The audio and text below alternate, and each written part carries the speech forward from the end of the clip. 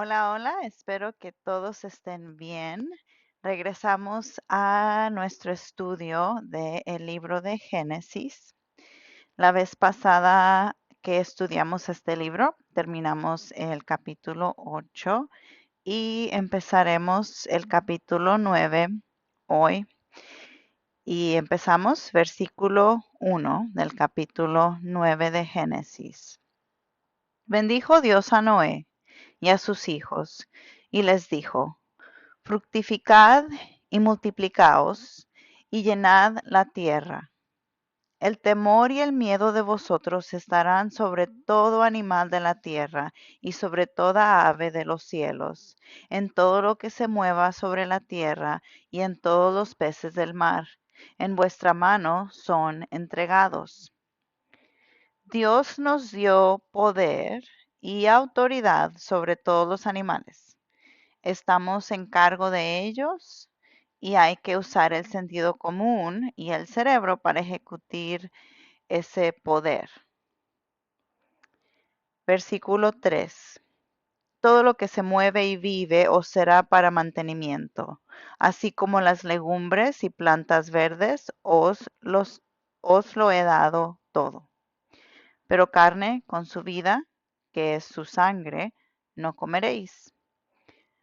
Aquí se habla de que hay que limpiar bien el animal y drenar su sangre antes de comérsela, porque en los tiempos de antes no tenían refrigeradores. Entonces se pudría el animal más rápido si es que no se limpiaba adecuadamente después de matarlo. Y como saben, hoy en día, cuando uno, especialmente la gente que le gusta ir a cazar, cuando mata uno al animal, hay que abrirlo y quitarle todas las entrañas, todo lo de adentro y quitar y dejar, o sea, colgarlo y dejar que la sangre se drene correctamente y luego ya después lo cortan y lo guardan en el refrigerador, en el congelador para que no se eche a perder. Entonces, por eso aquí nos está dando estas instrucciones Dios. Y más también, como les digo, porque no había manera de guardar la carne, porque no había refrigeradores, congeladores. Regresemos a versículo 5. Porque ciertamente demandaré la sangre de vuestras vidas, de mano de todo animal la demandaré, y de mano del hombre. De mano del varón su hermano demandaré la vida del hombre. No hay que matar animales cruelmente. Hay que respetar a todo aquello que tiene vida, porque Dios es el que le dio vida, ya sea animal o sea persona. Entonces no nada más hay que matar por matar o matar cruelmente.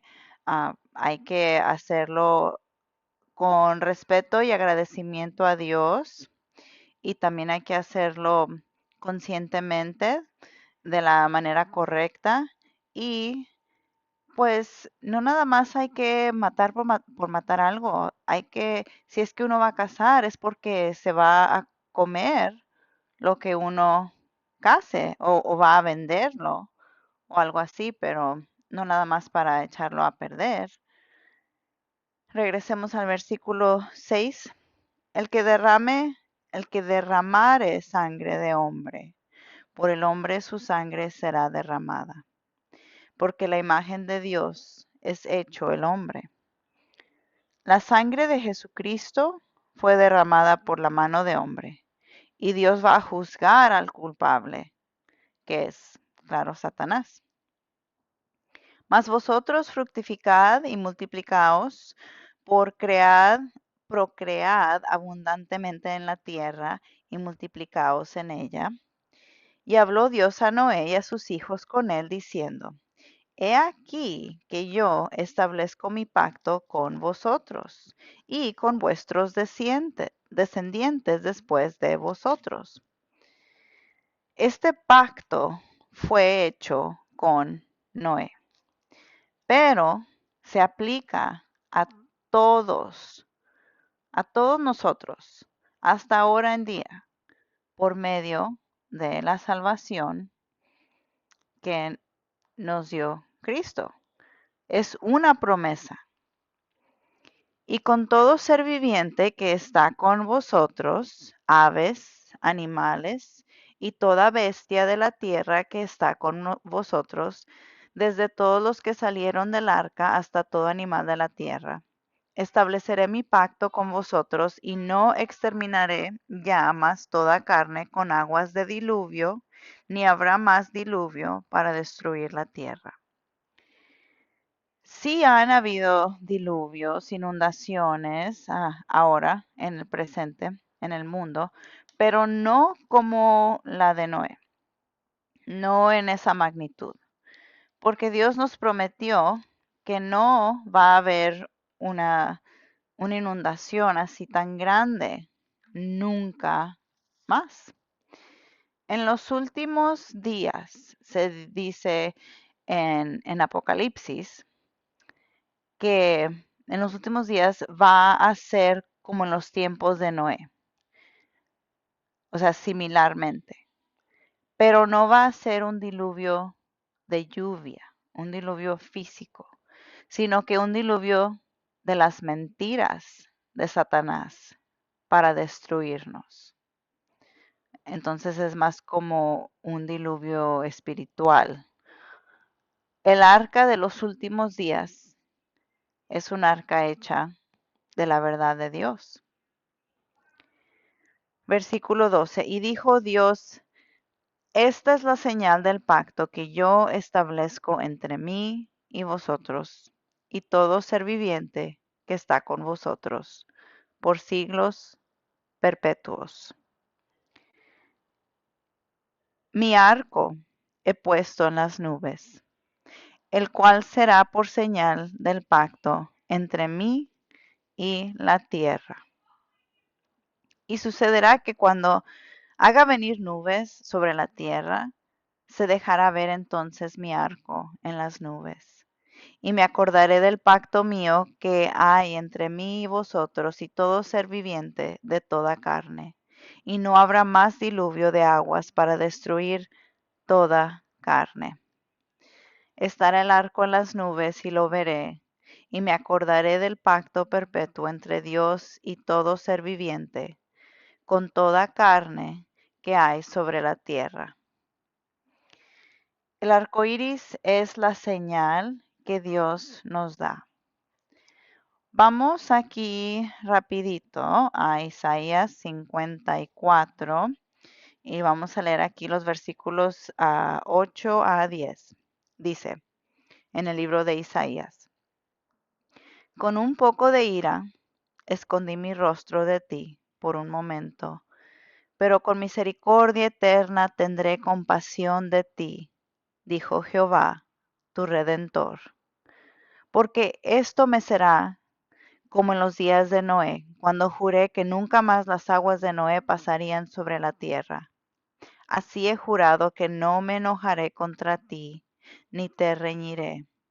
Porque los montes se moverán y los collados temblarán, pero no se apartará de ti mi misericordia, ni el pacto de mi paz se quebrantará, dijo Jehová, el que tiene misericordia de ti. Cuando Dios promete algo, es una promesa que Él no la va a romper. Uno como ser humano rompe sus promesas. Dios no.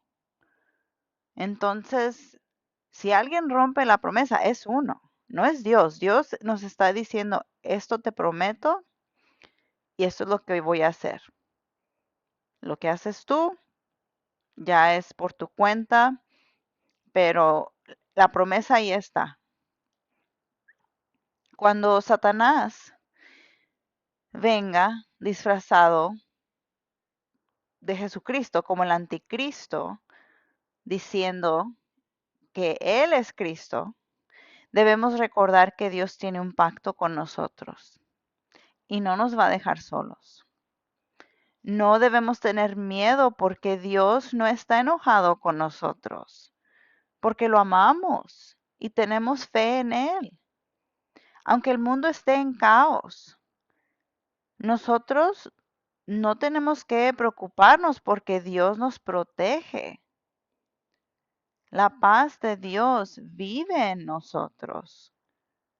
Hay que creer en sus promesas.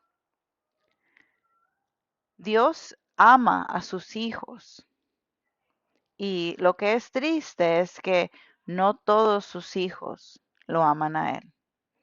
Escogen irse por otras maneras del mundo, escogen diferentes dioses falsos e ídolos falsos, escogen el mundo, las maneras del mundo en vez de escoger a Dios.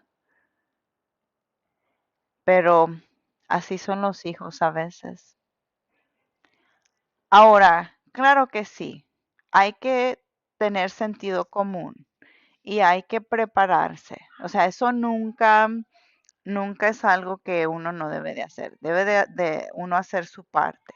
Entonces, hay veces que uno dice, bueno, es bueno tener extra baterías en la casa por si se va la luz, extra agua, extra latas de comida, extra, no sé, colchas, extra dinero en efectivo, a lo mejor, no sé, si es que en esos tiempos el dinero en efectivo no va a valer, a lo mejor tener, haz de cuenta, un poquito de oro, plata o cosas que uno pueda intercambiar por, por comida.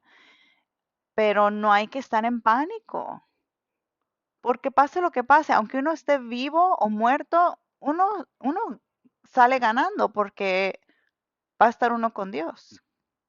Aunque uno esté aquí y si la haga, muy bien, porque va a regresar Jesucristo y uno está con Jesucristo.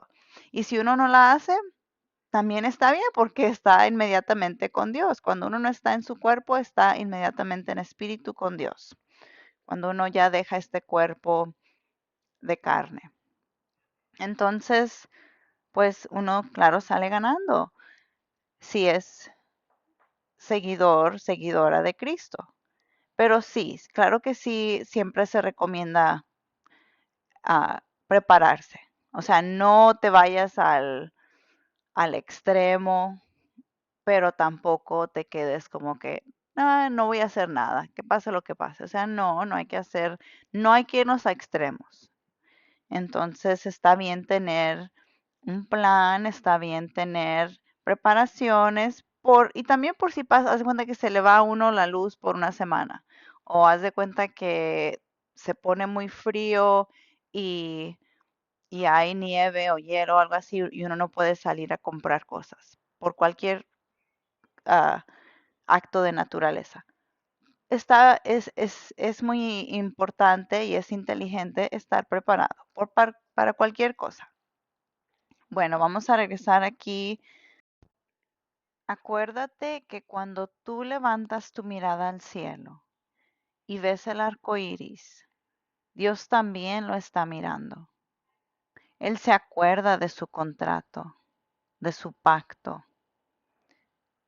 Esto es como una caricia de Dios para nosotros y un aseguramiento de que Él no se olvida de su pacto con nosotros. Este pacto no tiene fecha de caducidad. Todavía, todavía está bueno, todavía sigue, no para. Te incluye a ti y a mí. Estamos en la tierra, somos de carne y hueso. El arco iris es como un contrato personal con nuestro Padre Celestial. Y qué precioso es tener promesas de Dios, diciéndonos que no tenemos por qué preocuparnos. 17. Dijo pues Dios a Noé: esta es la señal del pacto que he establecido entre mí y toda carne que está sobre la tierra. Y los hijos de Noé que salieron del arca fueron Sem, Cam y Jafet. Y Cam es el padre de Canaán. Estos tres son los hijos de Noé, y de ellos fue llena toda la tierra. Los descendientes de Adán, que por medio de ellos se abre el camino para el nacimiento de Jesús. Después comenzó Noé a labrar la tierra y plantó una viña, o sea, un labrador de la tierra como Adán. Y bebió del vino y se embriagó y estaba descubierto en medio de su tienda. Y Cam, padre de Canaán, vio la desnudez de su padre y lo dijo a sus dos hermanos que estaban afuera. Bueno, vamos aquí a parar un poquito y a platicar de eso. No hay ninguna ley que prohíbe ver a tu papá desnudo. O sea, no es una imagen que quiere uno ver, claro, pero no hay una ley que prohíbe esto. No es un pecado. Esta forma de hablar es un modismo. Ok, entonces vamos a seguir leyendo. Ahorita les voy a explicar más. 23. Entonces Sem y Jafet tomaron la ropa y la pusieron sobre sus propios hombros y andando hacia atrás cubrieron la desnudez de su padre. Teniendo vueltos sus rostros, así no vieron la desnudez de su padre. Otra vez, por hacer el énfasis, les debo de repetir que Cam es el padre de Canaán. Lo dijeron aquí. Él fue y les dijo a sus hermanos lo que había hecho. Los hermanos no participaron en el mismo acto que su hermano Cam. ¿Qué quiere decir el dicho ver la desnudez de su padre? Bueno, vamos al libro de Levítico. Levítico capítulo 18, versículo 8, que es cuando se dan, aquí tenemos muchas leyes que se han dado, pero todavía no se ha dado esta ley. La ley vino después con Moisés, dándole, o sea, Dios le dio la ley a él para que él nos las diera a todos nosotros. Bueno, Levítico 18:8 y dice, la desnudez de la mujer de tu padre no descubrirás, es la desnudez de tu padre. ¿Me entienden? Muchas personas no explican bien y no estudian bien. La desnudez de la mujer de tu padre no descubrirás, es la desnudez de tu padre. Aquí en otro lugar, en Levítico 20, versículo 11 dice, cualquiera que yaciere con la mujer de su padre, la desnudez de su padre descubrió. Ambos han de ser muertos, su sangre será sobre ellos. Ahora sí tenemos mejor entendimiento de lo que están hablando en Génesis, capítulo 9, versículo 22. Dios nos explica todo y hay que estudiar, no nada más una parte y ya, o sea, hay que buscar y hay que estudiar para entender. Porque aquí uno dice, ay, pues, ¿qué pasó? Nada más lo vieron desnudo y ya, o sea, porque hicieron tanto bolo por eso, ¿verdad? El muchacho Cam tuvo una relación incestuosa con la esposa de su padre Noé. Él tuvo relaciones con su mamá. Después la mamá tuvo a Canaán como producto de esta relación. Versículo 24. Y despertó Noé de su embriaguez y supo lo que le había hecho su hijo más joven. Y dijo, maldito sea Canaán, siervo de siervos será a sus hermanos. Noé maldició al hijo, el producto de Cam y la esposa de Noé, Canaán, no Dios. Tenemos que aclarar eso. No fue Dios quien lo maldició, fue Noé. La gente de Canaán van a ser una gente buena. Noé estaba muy enojado y muy herido por el acto que cometió su hijo. Los kenitas son los descendientes de Caín, entonces no debemos de confundirlos. Kenitas con K. Ok, regresemos aquí al versículo 26. Dijo más, bendito por Jehová mi Dios sea Sem y sea Canaán su siervo. Engrandezca Dios a Jafet y habite en las tiendas de Sem y sea Canaán su siervo. Y vivió Noé después del diluvio 350 años. Y fueron todos los días de Noé 950 años y murió. Y ahí terminamos el capítulo 9 de Génesis. El capítulo 10 se va a ir un poco rápido porque aquí tenemos muchos nombres de, de genealogías, de lineajes, de las generaciones. Entonces, estos nombres, si quieren ustedes leerlos mejor a solas cuando tengan un tiempo, porque, o sea, todo en la palabra de Dios es importante, pero esto no es nada más como de información para poder tener referencia si uno se pregunta, pues, cuál es el lineaje de esta persona o cuál es la generación de esta persona. Entonces aquí voy a empezar, pero me voy a saltar porque aquí hay muchos nombres que esta persona engendró a esta y a la otra y a la otra. Ok, entonces vamos a empezar Génesis capítulo 10, versículo 1. Estas son las generaciones de los hijos de Noé, Sem, Cam y Jafet, a quienes nacieron hijos después del diluvio. Y aquí estamos los hijos de Jafet, aquí están sus nombres, los hijos de Gomer, que es el primer hijo de Jafet. Aquí están todos los nombres de estos hijos. En versículo 5 dice, de estos se poblaron las costas, cada cual según su lengua, conforme a sus familias en sus naciones. Y luego después en versículo 6 nos dan los hijos de Cam.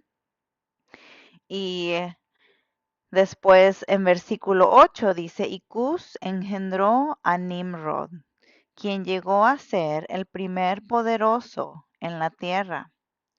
Nimrod, él fue rebelde. Entonces, eso es lo que tenemos que decir de él ahorita. Y versículo 10, y fue el comienzo de su reino Babel. Entonces, aquí vemos que Nimrod sí era un vigoroso cazador delante de Jehová, por lo cual se dice así como Nimrod, vigoroso cazador delante de Jehová. Y luego fue el comienzo de su reino Babel. Y Babel significa confusión. Y después vamos a leer de la torre de Babel. Nos vamos aquí a versículo 16. Dice bueno, 15. Canaán engendró a Sidón, su primogénito, a Het, al Jebuseo, al Amorreo, al Gergeseo, al Heveo, al Araceo, al Cineo Y aquí del Jebuseo podemos decir que los jebuseos formaron una ciudad por el nombre de Jebus. El rey David la conquistó años después y le cambió el nombre a Jerusalén. Entonces esto sí lo podemos conectar, es importante, es parte de historia. Aquí le seguimos a versículo 19 y dice, fue el territorio de los cananeos desde Sidón en dirección a Gerar hasta Gaza y en dirección de Sodoma, Gomorra, Adma y Seboim hasta Laza. Se están dividiendo y multiplicando la gente y están construyendo ciudades, están viajando a diferentes partes de la tierra. Versículo 21, también le nacieron hijos a Sem, padre de todos los hijos de Eber y hermano mayor de Jafet. Los hijos de Sem fueron estos, aquí nos dan los nombres. Le seguimos aquí, como les digo, el capítulo 10 es corto y está lleno de nombres. Vamos al último versículo que dice, versículo 32 de capítulo 10, que dice, estas son las familias de los hijos de Noé por sus descendencias en sus naciones, y de estos se esparcieron las naciones en la tierra después del diluvio. Ok, entonces la tierra fue repartida, se fue dividiendo la gente.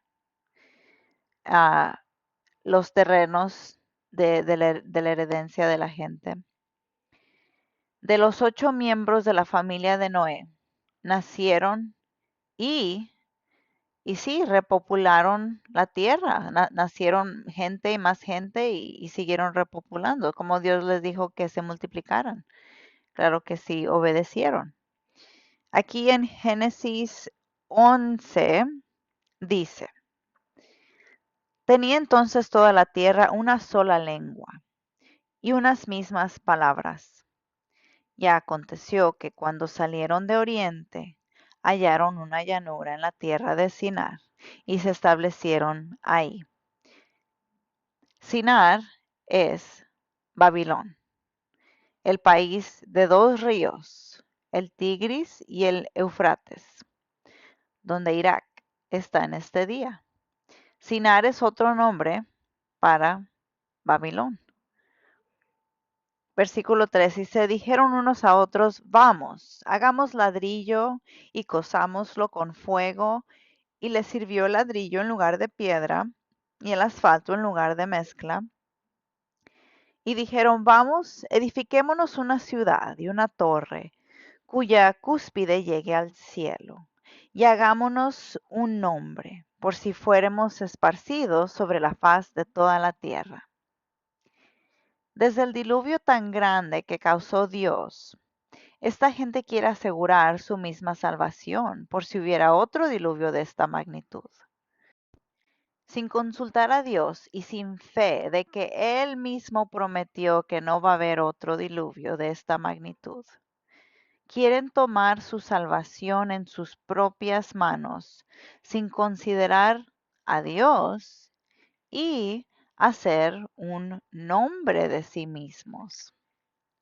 Cuando el ser humano corta a Dios de su vida, de sus planes, y no tiene fe y respeto a Dios, a Dios no le gusta eso. Ellos están construyendo su torre tan alta hasta que llegue al cielo, para no tener que depender en Dios si es que hay otro diluvio. Versículo 5. Y descendió Jehová para ver la ciudad y la torre que edificaban los hijos de los hombres.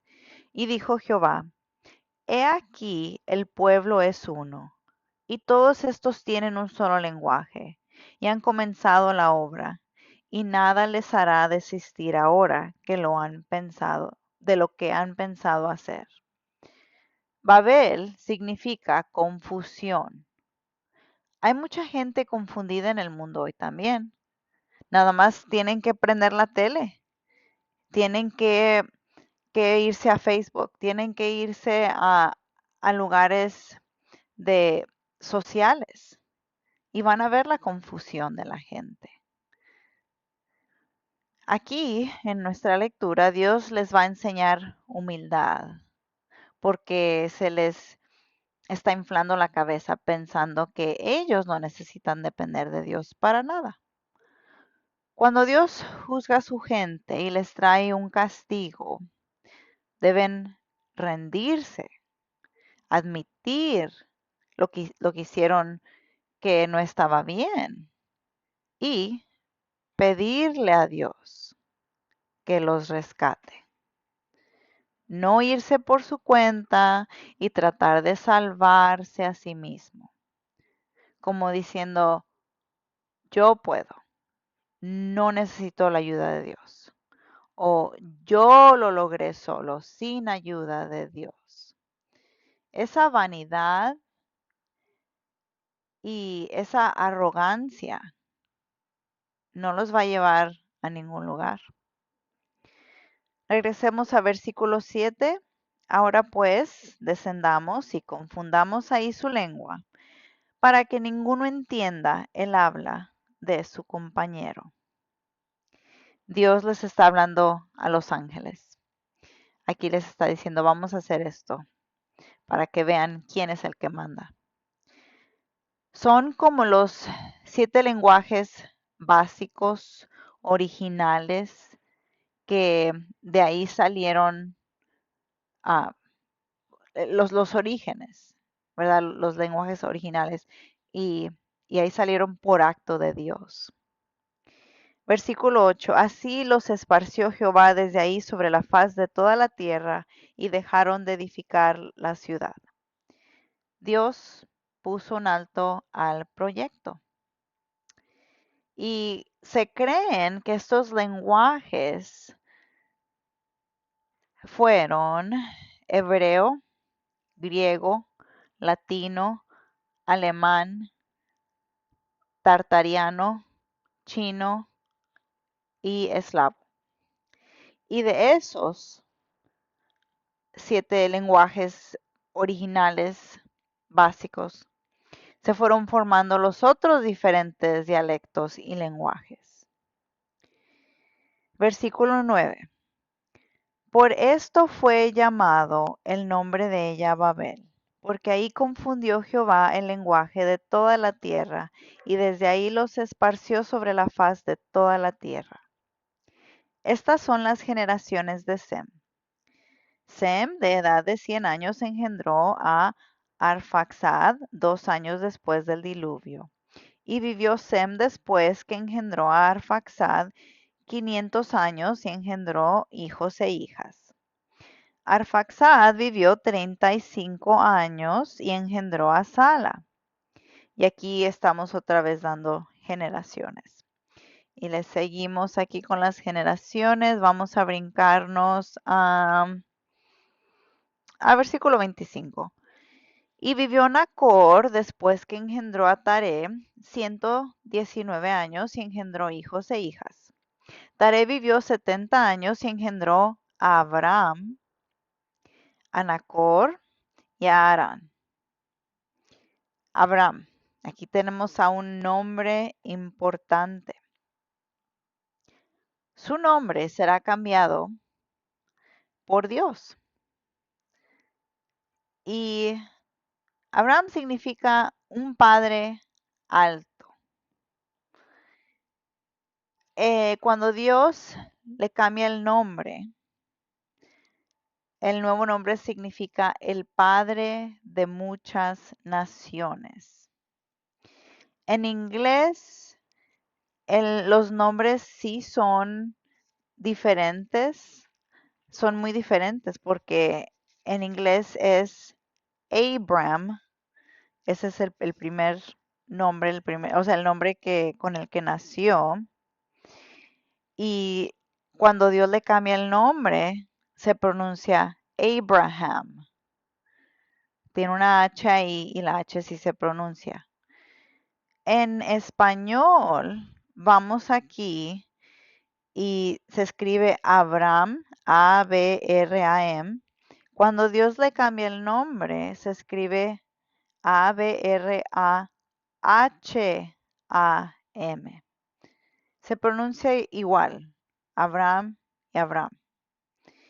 Entonces, como que la distinción es más fuerte en el inglés de Abram a Abraham, pero sí hay una diferencia. En español es más como está escrito, pero se pronuncia igual, Abraham y Abraham.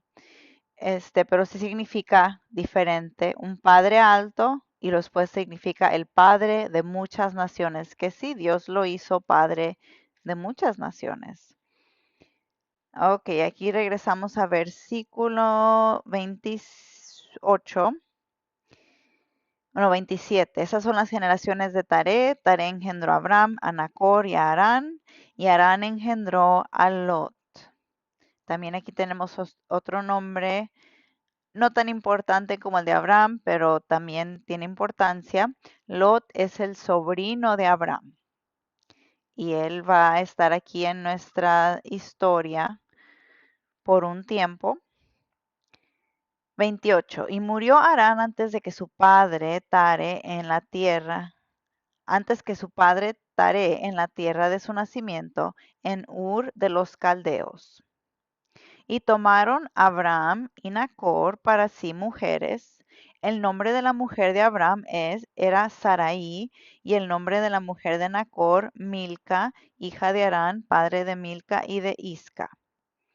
Sarai también va a tener su nombre cambiado por Dios.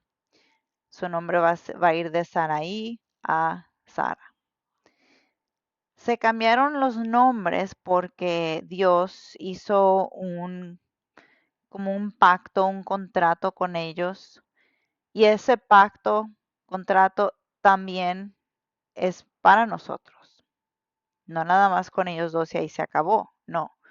Acuérdense, el nombre de Abraham es el padre de muchas naciones. Y Dios, como para sellar el contrato, les dio nuevos nombres. Abraham y Sarai son medio hermanos. Tienen el mismo padre, pero diferentes madres. Y eso lo vamos a descubrir en Génesis 20, versículo 12, que dice, y a la verdad también es mi hermana, hija de mi padre, mas no hija de mi madre, y la tomé por mujer. Y antes esto era permitido. Entonces, sí son medios hermanos, pero antes, como les digo, esto era permitido, no se había dado la ley todavía. La ley no se da am, hasta no, hasta Éxodo, también Levítico y Deuteronomio. Sarai significa mi princesa. Sara significa princesa de todos. Entonces se le cambia ahí lo que significa el nombre. Va de nada más de mi princesa, que es algo más como singular, a princesa de todos, que es más plural. Regresemos al versículo 30. Mas Sarai era estéril y no tenía hijo. Y tomó Tare a Abraham, su hijo, y a Lot, hijo de Harán, hijo de su hijo, y a Sarai, su nuera, mujer de Abraham, su hijo, y salió con ellos de Ur, de los caldeos, para ir a la tierra de Canaán, y vivieron hasta Harán, y vinieron hasta Harán, y se quedaron ahí. Ah, en, o sea, en Babilonia, porque acabamos de decir que eso era Babilonia. Y fueron los días de Taré 205 años, y murió Taré en Harán. ¿Se imaginan ustedes vivir, o sea, tantos años, cientos de años? No sé, o sea, qué padre, pero también qué duro, ¿no? Y ahí acabamos el capítulo 11. En este episodio cubrimos capítulo 9, 10 y 11. Eran unos capítulos chicos. Ya después cuando entremos aquí al 12 y al 13 va a haber un poquito más de acción. Pero esto está bueno porque debemos saber, debemos de tener una buena fundación y saber de lo que estamos hablando, saber quién es esta persona, de dónde vino, por qué se llama así, por qué hizo esto y lo otro, cómo se relaciona esta persona con esta. También debemos saber cuáles son los sentimientos de Dios cuando la gente hace esto o lo otro. Entonces, toda esta información es importante para saber y para reconocer de lo que se está hablando. Y Dios nos ha dado este libro lleno de, de cosas buenas, de cosas que nos sirven. Tiene un propósito, todo tiene un propósito, no nada más está ahí por estar ahí. Bueno, muchas gracias por acompañarme hoy en día. Espero que les vaya muy bien, que Dios me los bendiga. Los amo y Dios los ama también. Adiós.